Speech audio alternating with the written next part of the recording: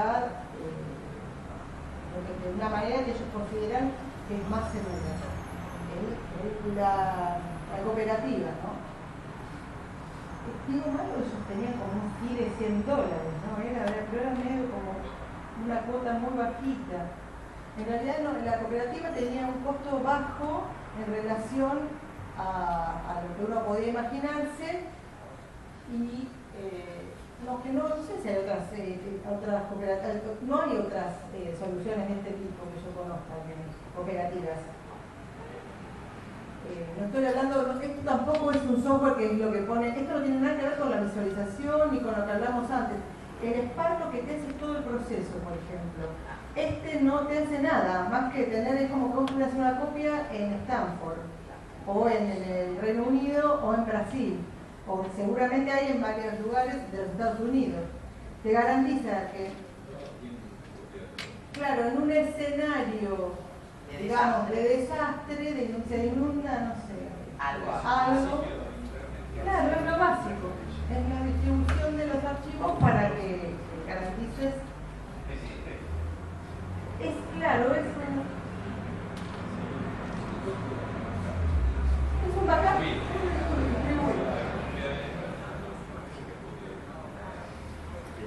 Es interesante porque es bastante como primitivo como idea.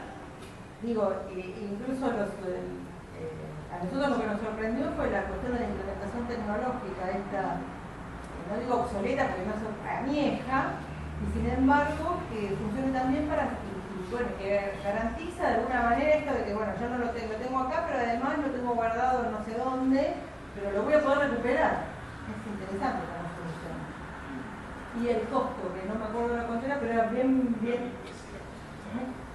una cosa bastante, digamos, despreciable como para una institución, estamos hablando, no es que voy a poner yo $100 en mi bolsillo, pero a ver, la institución lo podía pagar fácilmente, no era nada.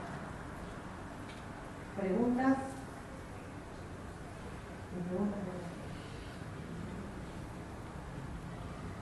Y bueno, finalmente los casos de preservación digital en Barcelona, nosotros visitamos estas tres, por justamente consejo de aliada del CEBUC, visitamos estas tres universidades y estos tres repositorios, o sea, cómo solucionaban las cuestiones de estos tres repositorios. Ninguno hace metadata de preservación, todos lo único que tienen es declaraciones de mandato, digamos, de garantizar que el repositorio tiene como objetivo garantizar la preservación digital, pero siempre entendida como la preservación, por eso les hago hincapié en la preservación de los bits, pero lo que preservan es esa copia, pero no mencionan, por ejemplo, cuestiones, lo que antes Eduardo decía, que no lo mencionan, no quiere decir, no mencionan cuestiones, ni hablo de metadatos, hablo de cuestiones de cambios técnicos, por ejemplo. No, pero en ningún lado está eso escrito, acá tampoco.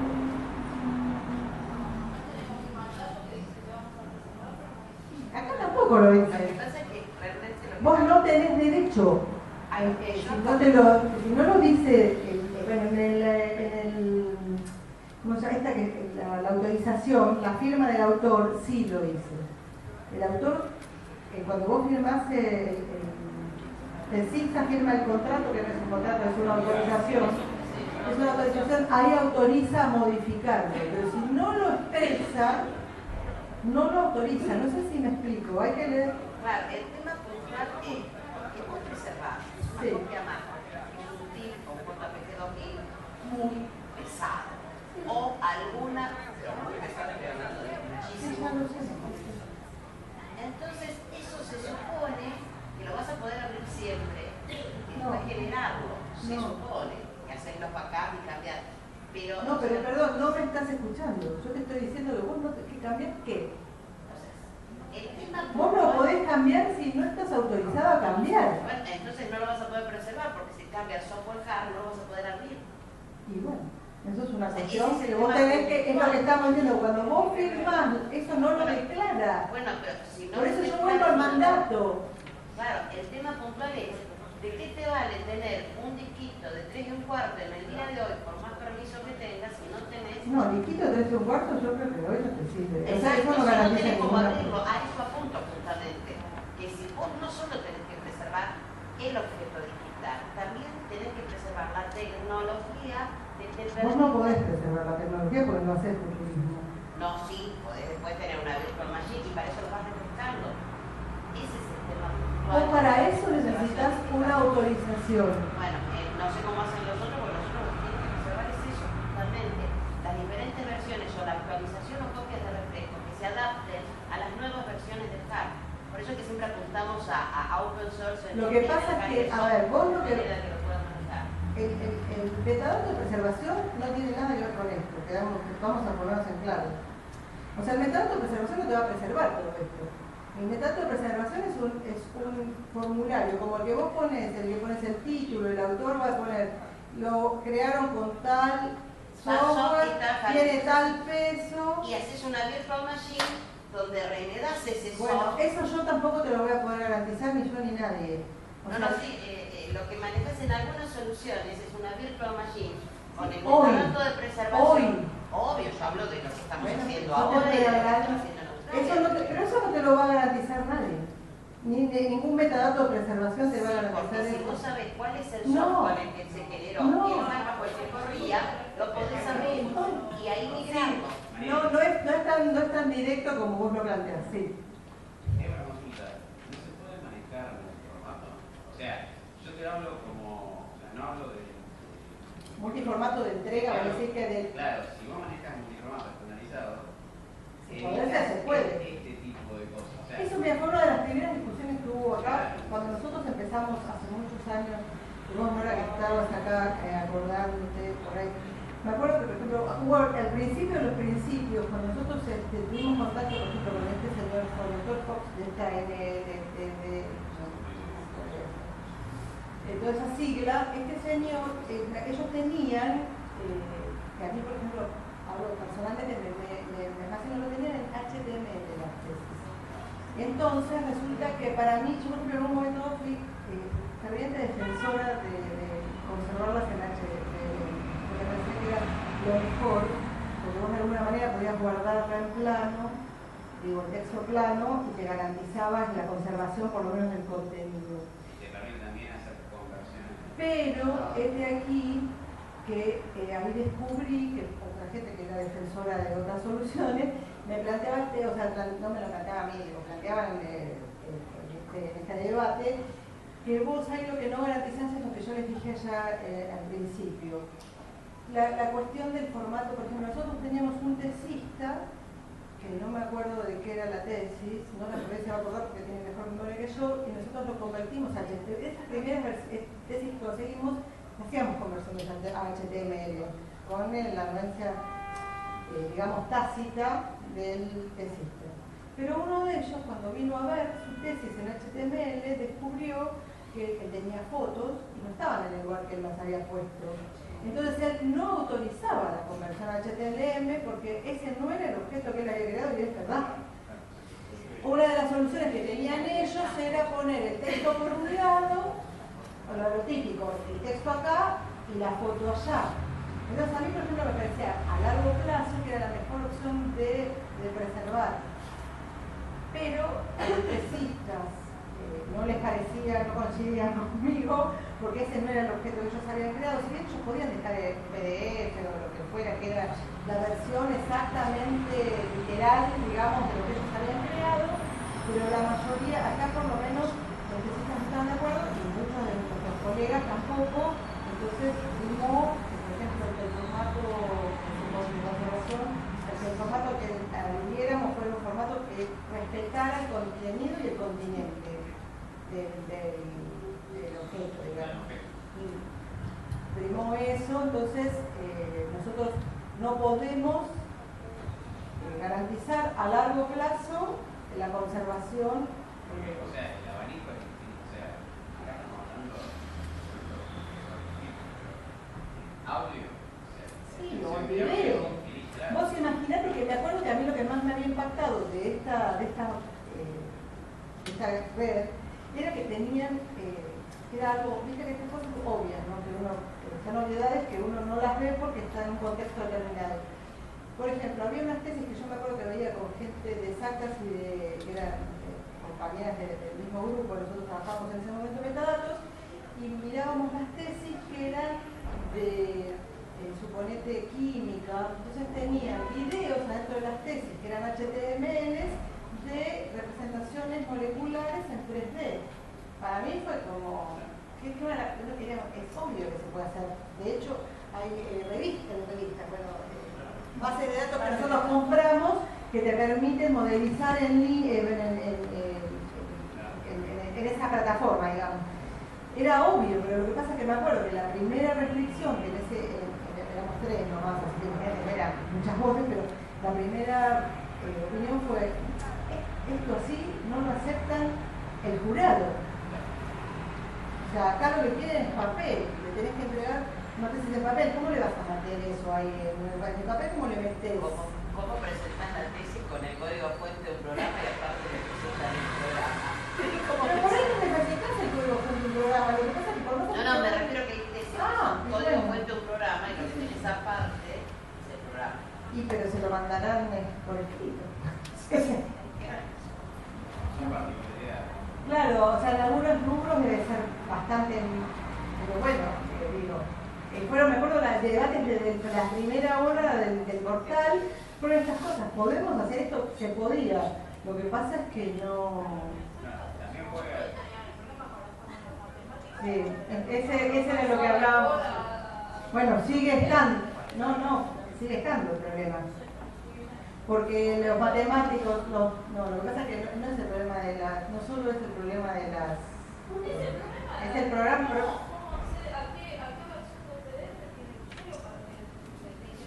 No, y la parte es y el original, en qué fue elaborado, claro, en qué programa fue elaborado, porque eso hablábamos hoy justamente de esta tesis que acabamos al principio, que era látex y que, claro, todas estas cuestiones, por ejemplo, no solo las tesis, eso fue un problema, lo que Eduardo hablaba, me imagino que sí. Y hoy hablábamos con Eduardo de también fue un problema, no solo las tesis, el registro de cualquier documento, por ejemplo, cualquier tesis que tiene una fórmula en su título, era un problema para cargarlos en más lejos en el catálogo. ¿Te acordás? Esa es la forma de búsqueda en el que evitan hacer, no se buscaba el título. Era así. Todo, bueno, todas estas cuestiones habían aparecido de entrada en el catálogo tesis. Cuando nació el catálogo tesis en el año 2004, los primeros problemas que hubo fueron el registro de las tesis doctorales exactas. Porque cuando dice, por ejemplo, o cualquier fórmula química, o de acá, por ejemplo. No alfa. Como la fórmula del agua, como la de cualquier carácter distinto al boro, digamos, a una tipografía característica, ya tenía un problema para subirlo al Winisi o al ISI, bueno, porque te corta era ISI. Sigue siendo. Te corta el título a la mitad y no sabes qué sigue. Si no le pones un corchete o algo que te lo tome todo como un solo carácter y siga después de los 20. Bueno, eso fue una de las primeras cuestiones que hubo. Cuanto más para el tema de un documento completo y como ella plantea, el tema de pasarlo y cómo se generó, cómo nació, con qué software nació y el tema de la preservación, ya les digo, del contenido y del continente. Eso también tiene que ver con la cuestión de derechos de autor. Porque el autor es autor no solo del texto, digamos, sino del formato en que lo produjo. Donde hay mucho ejemplo de esto es en el manual de los australianos. En el manual de los australianos hay muchos ejemplos. En el manual de los australianos. Claro, de la Universidad, de la Biblioteca Nacional de Australia, de distintos sistemas. Hay un manual en línea sobre directrices sobre preservación. Tiene muchos ejemplos de casos. Y no sé cómo se arreglarán legalmente hablando, pero en algunos casos, por ejemplo, pasaban de un Word a un OpenOffice. Y lo hacían, por eso te Pero eso no tenés derecho a hacerlo si no estás preso. Esto el otro día, mira, el lunes pasado acá me está pasando Estela, pero bueno, pero eso se requiere, el otro día que acá querés compartirlo. La charla anterior que hubo, no con ellos, sino con Ana. Ana María San Loretti el lunes claro, para la concientización en general del tema de acceso abierto y derechos de autor, ella dijo que lo tienen puesto en la página de ella, varias documentación con la que estuvieron trabajando, también inspirados por el proyecto PICTO 142, y ellos lo bajaron un poco, claro, lo bajaron a la facultad, digamos, y entonces ellos lo que están planteando es que el autor firme que puede transformar, la institución puede transformar digamos, la forma del archivo para su difusión. Preservación. Y preservación y difusión, ¿verdad? Sí. Siempre hablo de PDFs abiertos, Ana. Para la preservación y por lo tanto para la difusión. Ana siempre hablaba de que la entrega tenía que ser el PDF abierto. Sí. Y Ana lo tiene así. ¿Por qué? Porque la primera hoja es la autorización del lector. Entonces, si no está abierto el PDF, vos no le podés subir eso. Primera modificación. No, pero la autorización del autor es un documento aparte. Bueno, pero en muchos archivos te lo ponen como primera hoja. Nosotros no lo usamos así. Bueno, en algunos lugares. Pero yo te cuento, no es una hoja. Son 3 páginas de autorización. Y te digo más, pero respecto de la autorización, y retomo lo que decía Estela, yo te recomiendo leer todo el documento de las bases del PICTO 142, que es el nuestro, pero te recomiendo leer directamente para estas cuestiones legales, leer la parte del eje 1, que es derechos de autor y propiedad intelectual en el marco del PICTO, que es lo que Ana María justamente utiliza, estamos utilizando de hecho nosotros, porque son las recomendaciones que se dan a No en balde Ana pide PDF, pero nosotros también pedimos PDF, pero no solucionar. O sea, yo quiero que sea clara. Vos presuponés que teniendo un PDFA vas a garantizar la preservación, y eso es falso. Sí, digamos, podés. Eso es falso. O sea, vos no tenés manera hoy de garantizar sin tener, claro, el futuro, como decía la señora. Yo no puedo manejar el futuro. Es falso que voy a tener siempre la posibilidad de hacer una virtual machine que me va a permitir abrir ese PDF. Eso es falso, porque nadie lo puede garantizar, ni yo, ni Bill Gates, ni Tim Berners-Lee, ni nadie. Y aparte de eso, lo que a mí me garantizaría en un punto poder hacerlo es la conversión en otra cosa. Pero siempre que tengas la autorización de la Pero no tengo la autorización para hacerlo. O la podría tener si el autor me lo habilita. Bueno, estamos hablando de qué estrategias vamos a tomar para hacer preservación. Bueno, lo que pasa es que nosotros no tenemos tampoco derecho a decirle al autor lo que tiene que hacer. Quiero decir, estas son cuestiones que no son tan fáciles porque nosotros no tenemos derecho a decirle al autor lo que él tiene que hacer. Nosotros tenemos derecho a pedirle al autor que nos dé su tesis, que él tiene obligación de depositar la tesis porque es tesista de esta universidad o de la que fuera, pero no tenemos derecho a decirle lo que nos tiene que autorizar. En tal caso, cuando esté el repositorio y él quiera consultar la tesis y vea que no la puede hacer porque cambió la tecnología, vendrá a la biblioteca. Bueno, pero eso hay que tener mucho cuidado, porque si vos Bueno. el mandato que se la vas a preservar, y no toman las medidas para que no puedas hacer. Bueno, pero en la autorización nuestra sí está. A lo que vamos es que hay Pero que si no te la firmó, vos tenés que preservarlo como la autorización está firmada. Porque son distintas corrientes. Estaba por un lado la corriente que la migración de soportes en su momento, después está la corriente de migración de versiones del software, está la corriente que mantiene que pasa de virtual machine y está la corriente yo voy transformando de acuerdo a las necesidades.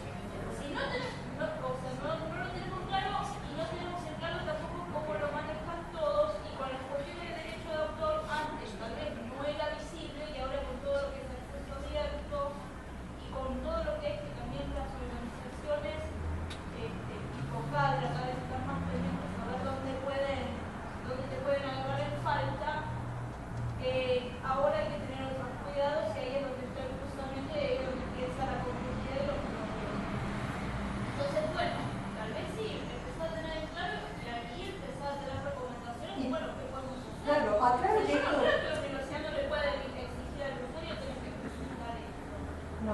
no, la universidad no puede si no quiere.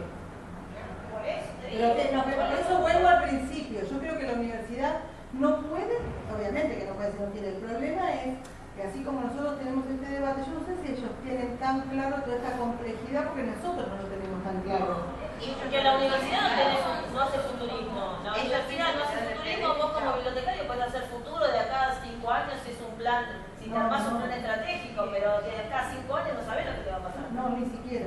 Bueno, Yo lo que voy es que 5 años nosotros no tenemos que, tenés. ahora te escucho. No, yo lo que voy es que nosotros tenemos que tener en claro estas cuestiones, porque podemos tener problemas, como acá apuntaba Vanessa, porque primero, que lee, por eso hay que leer lo que dice y hay que decirle al señor, digo, nosotros no tenemos este problema porque no tenemos contacto con los tesistas prácticamente, pero los que tienen contacto con los tesistas o con otros, porque, a ver, aparte cada una de estas instituciones que nosotros, las universidades sí, obviamente tienen tesis, papers, etcétera, etcétera, pero no todas estas instituciones tienen lo mismo, no es lo mismo digitalizar el manuscrito de 1500 que no va a venir, entonces es mío y yo voy a digitalizarlo y voy a hacer los procedimientos que requiera preservar esas imágenes o lo que fueran. Y otra cosa es tener un señor que por unos años, que después va a llegar un día que no va a tener más derecho.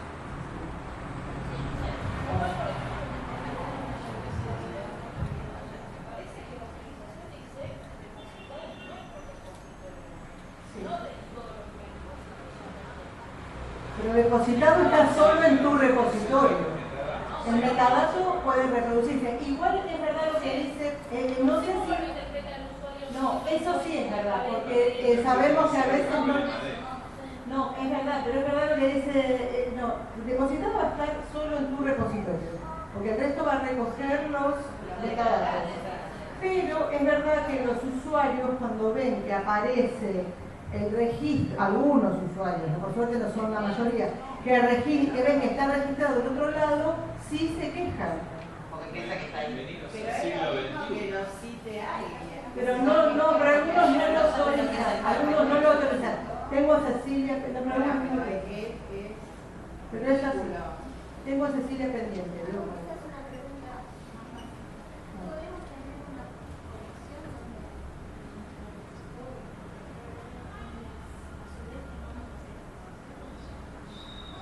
Registrar la...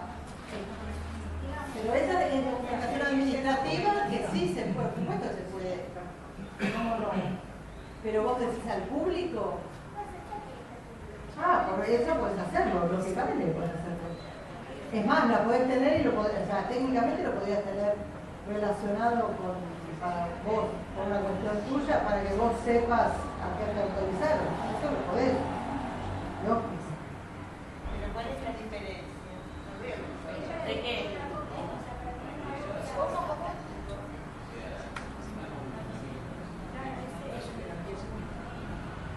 ¿Pero cuál es la diferencia? Bueno, a ver. Perdóname, no que no se pierde el papel. Que si se pierde la autorización o autorización. no, claro, bueno, puede ser. No, a ver, yo te digo, si eso se saca, preserva en papel y versión electrónica guardada. No, pero eso es otra cosa. Lo que ella pregunta es la autorización. La guardan en La registro guardan, electrónico. hablé con gente del repositorio porque pregunté exactamente lo mismo por miedo a Hay que que se preguntarle a Martín o a... A Martín le pregunté. Sí. La referencia la tengo de Martín. Y preservan papel guardado en carpeta o en archivo, y una copia electrónica de esa autorización en el servidor. A mí me parece que es adecuado, inclusive. Sí.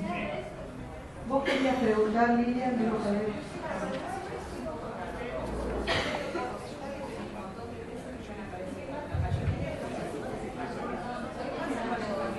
Colegio Nacional de Buenos Aires.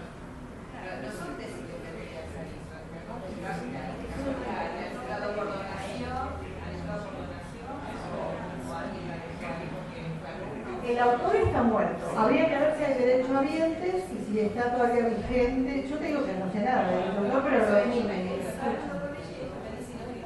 hay derecho ambiente. O sea, cuando vos tenés hay documentos que tienen derecho ambiente. Eso es una cuestión compleja y vamos a tener el otro día, de hecho, de económicas vino un abogado de la facultad. Digo, hay que involucrar a la gente de...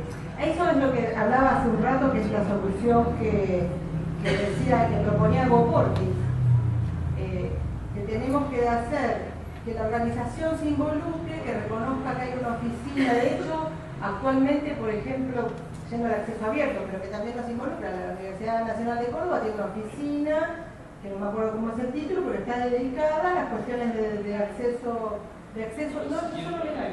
¿Cómo? De conocimiento abierto. Bueno, ahí involucra todas esas cuestiones.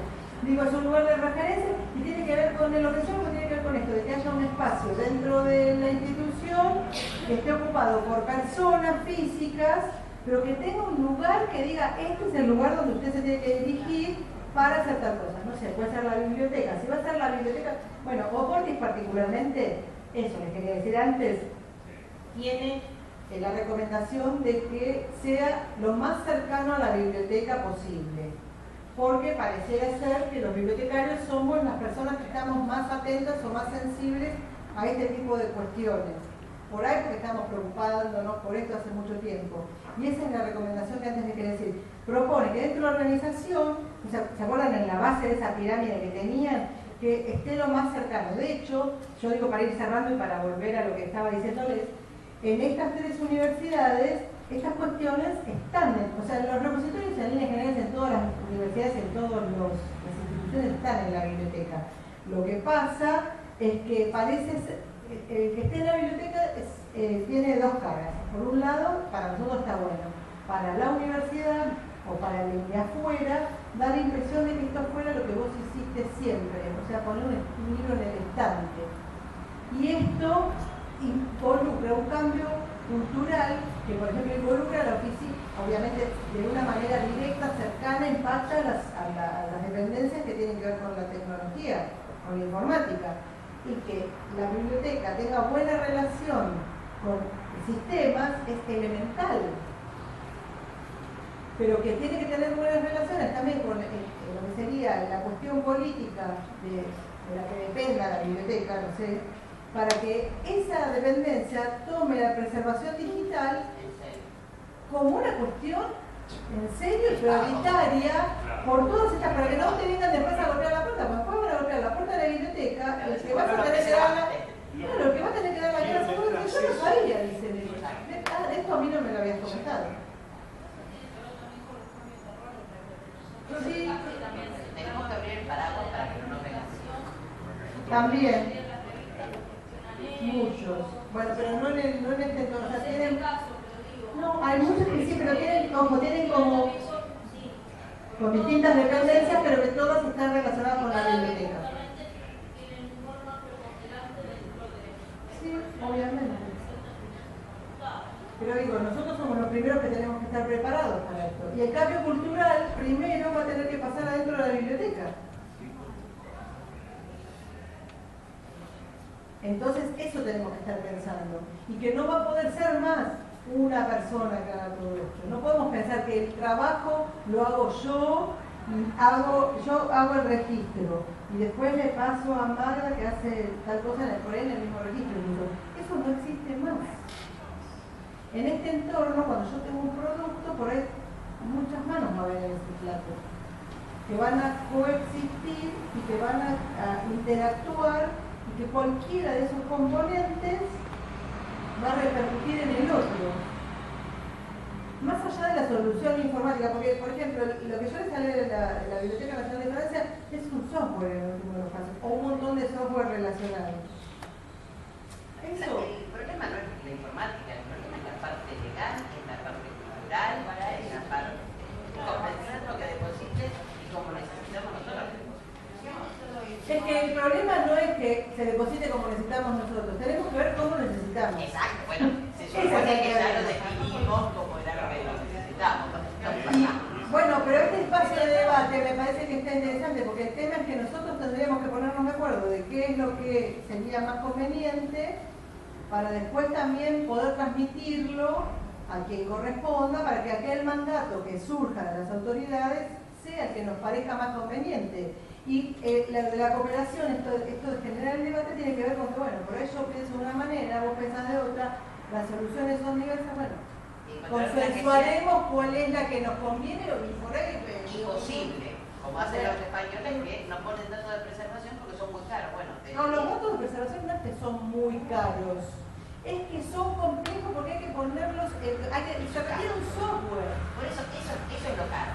O sea, lo bueno, caro pero por ahí es conveniente tenerlo. Bueno, es justamente el debate que nos merecemos es definir qué vamos a poner lindo, bueno y barato para poder vendérselo a las autoridades. Tampoco barato. En la Universidad de Buenos Aires se gasta plata en un montón de cosas. Yo creo que el problema es que todas las facultades tienen que comprar cosas por sus cosas. Y ahí es el problema de la Pero eso, perdón, ¿por qué tienen que comprar todas las facultades?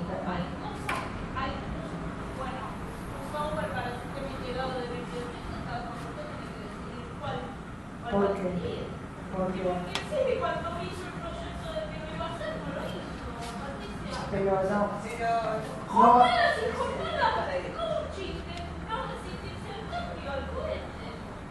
No, pero no fue así tampoco, porque tampoco el CISBI define quién es que va a comprar o no va a No, comprar. pero bueno, o sea, a ver, es un peso institucional que institucionalmente, si nos ponemos las pilas, no es algo tan imposible de conseguir. Cuando hablamos de plata, estamos invirtiendo cada facultad, cuánta plata está invirtiendo en cada proyecto que realiza.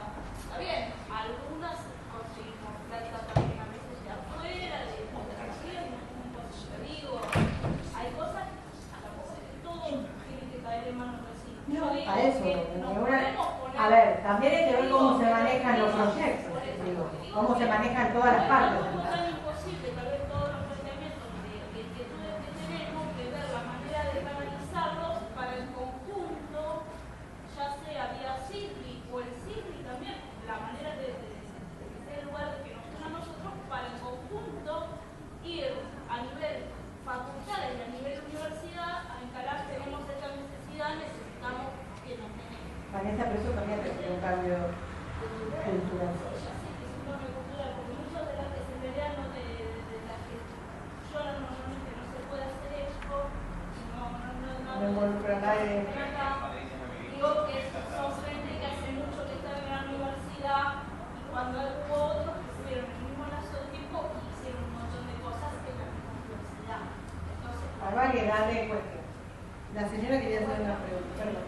Más a todo lo que estaban comentando, digo que con el gusto había hablado que en la ley de acceso abierto, si la podemos tomar retrospectiva para, por ejemplo, como hablábamos de las tesis, hacer una nueva digital, o solamente, interpretando la ley, tiene que ser desde esa fecha en que se promulga hacia adelante. Sobre el problema que decíamos que era, decían que no me murió ya el autor, todo eso, en el caso de la ley. La ley. No, la ley de acceso abierto interactúa con otras leyes y hay que respetar todas. De todos modos, cualquier normativa rige desde el Desde el momento en adelante. Para atrás se puede cambiar. Por ejemplo, en el caso de la UBA, yo lo he comprobado, ha subido el tesis 40, 50, cualquier 70 años, o más. Bueno, habría que ver si no tienen, pero eso tiene que ver con lo que hablaban las chicas. Por ahí tienen registro de los derechos abiertos. Si hay algún derecho abierto, firmó la autorización. O por ahí son como los de computación nuestros que suben lo que se les ocurre. Sin pensar en ninguna ley. Cuando vos decís, ¿están subidos? ¿Dónde están subidos? En este caso, ¿a qué le llaman la UBA? En el repositorio de medicina. Seguramente hubo una normativa institucional como hubo la Comisión de Ciencias Exactas, donde lograron que las leyes de un año para atrás sean subidas al repositorio. O sea, pero todo detrás de eso hay un tema legal y un tema que tiene que trabajar. El tema legal solucionado.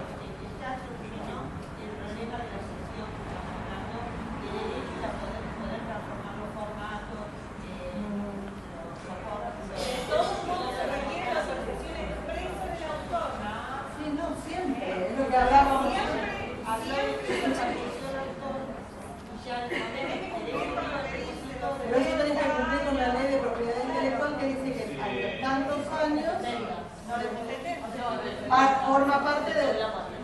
No, tiene que ir a ver cuando está en dominio público. Claro, y si no, uno podría igual subirlo avisando de que en caso de que haya un derecho a vientre. No, en la universidad, o sea, una institución no puede hacer eso. No te podés arriesgar a poner algo abierto si no tenés autorización. Es un riesgo. No te Ordenemos la discusión. Vos portalitas, sí podés tomar algún texto que todavía, o sea, que puede haber un derecho a vientre que vos no encontraste. Que no lo conocés. Que no conoces y te recordás y avisás que en caso de que aparezcan se cumplirá.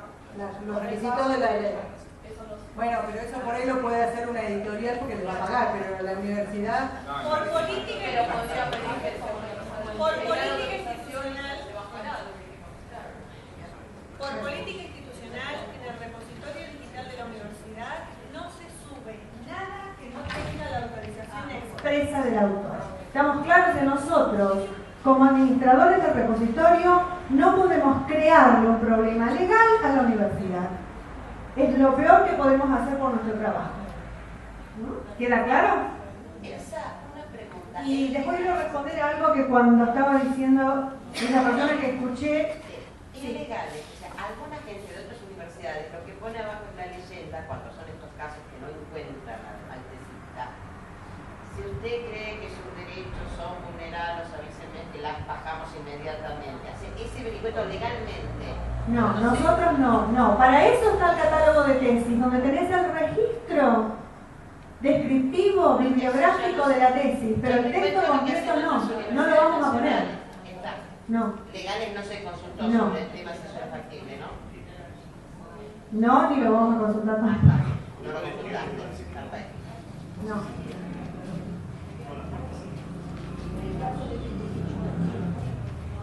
Quiero responder a algo que escuché a medias cuando justamente entraba, que tenía que ver con un sistema integrado de gestión de bibliotecas, ¿no?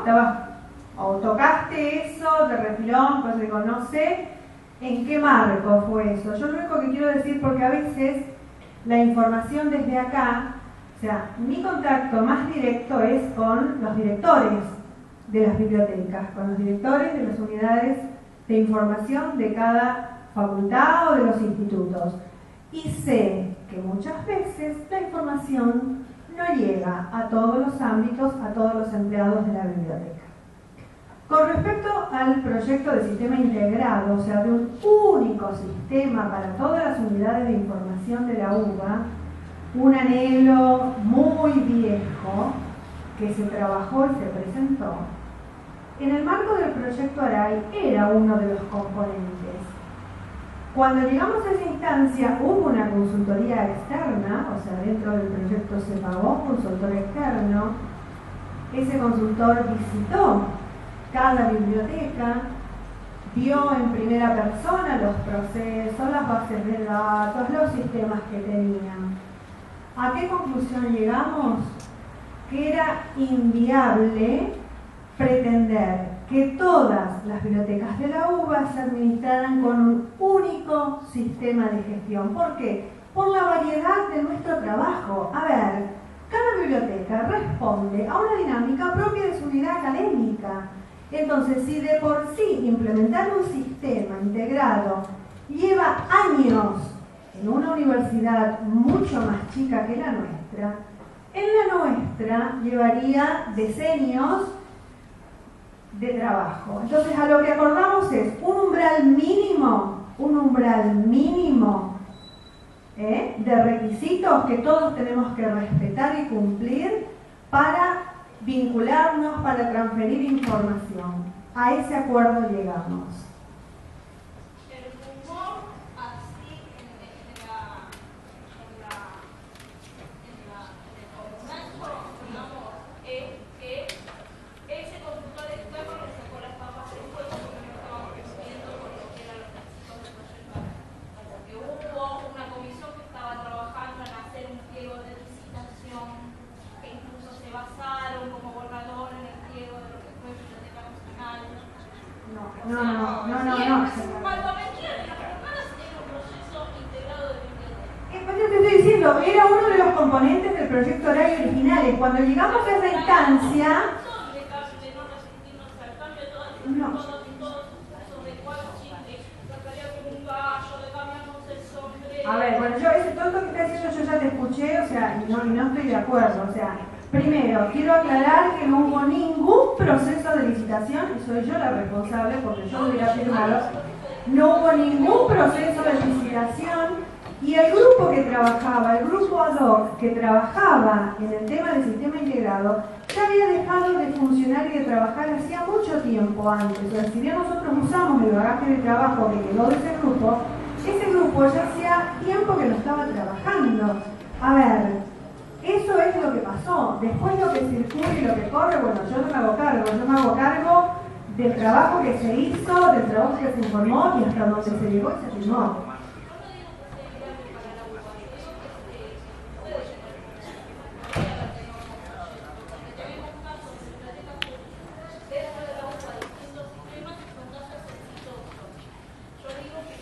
¿Cuántos son? ¿Tenés la estadística? ¿Tenés la estadística de las bibliotecas? Bueno, ahí está el tema.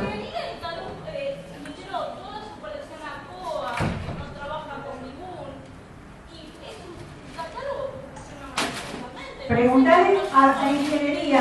Ingeniería lo pudo hacer.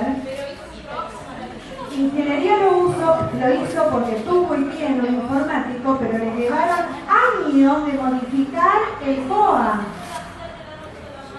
Bueno. El tema puntual no es, pero no es la calidad de tus registros para poder migrar. Entonces, hay mucho trabajo. A ver, yo creo que de todos modos, lo que voy a decir, si nosotros empezamos el trabajo desde el CISBI como coordinación de las bibliotecas, pensando en un formato único, partamos de la base que cada uno y muchos hicieron modificaciones. Entonces ya, si para la descripción bibliográfica las bibliotecas no respetan, por más que sea resolución de Consejo Superior, entonces, ¿cómo podemos manejar después información, paquetes de información?